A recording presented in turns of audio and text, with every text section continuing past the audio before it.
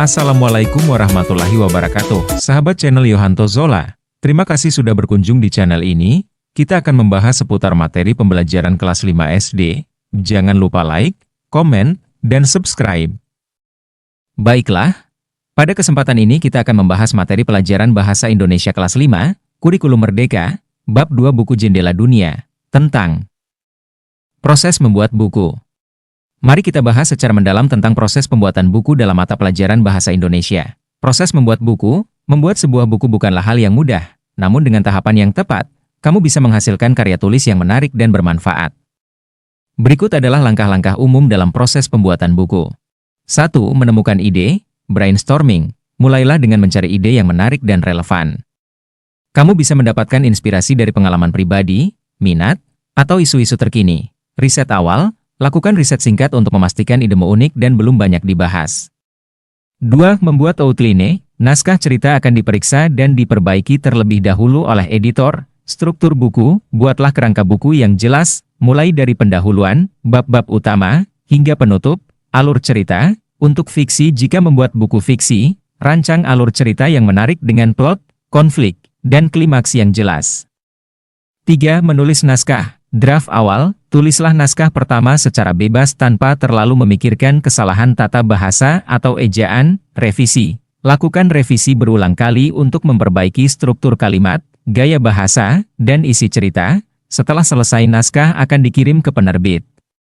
3. Menulis naskah. Draft awal. Tulislah naskah pertama secara bebas tanpa terlalu memikirkan kesalahan tata bahasa atau ejaan. Revisi. Lakukan revisi berulang kali untuk memperbaiki struktur kalimat, gaya bahasa, dan isi cerita. Setelah selesai naskah akan dikirim ke penerbit. 5. Desain sampul dan layout. 1. Sampul. Desain sampul yang menarik dan sesuai dengan tema buku.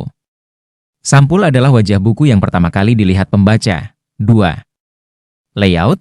Atur tata letak teks, gambar, dan elemen visual lainnya dalam buku agar terlihat rapi dan mudah dibaca.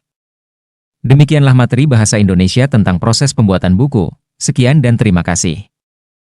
Berikut adalah daftar kosakata baru dari teks infografik proses membuat buku. 1. Penulis. Penulis buku adalah seseorang yang menciptakan karya tulis dalam bentuk buku. Mereka adalah pengrajin kata-kata yang mampu menyusun kalimat demi kalimat hingga menjadi sebuah cerita, ide, atau informasi yang utuh dan menarik untuk dibaca. 2. Penerbit. Penerbit buku adalah sebuah entitas, baik itu individu, kelompok, atau perusahaan, yang bertanggung jawab atas proses produksi dan distribusi buku. Sederhan. 3. Ilustrator. Ilustrator adalah seorang seniman visual yang bertugas menciptakan gambar atau ilustrasi untuk menyampaikan pesan atau cerita. Karya seorang ilustrator bisa ditemukan di berbagai media, seperti buku, majalah, komik, iklan, poster, dan masih banyak lagi. 4.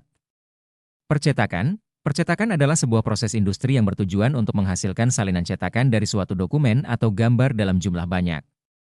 Proses ini melibatkan transfer tinta ke atas permukaan seperti kertas. K.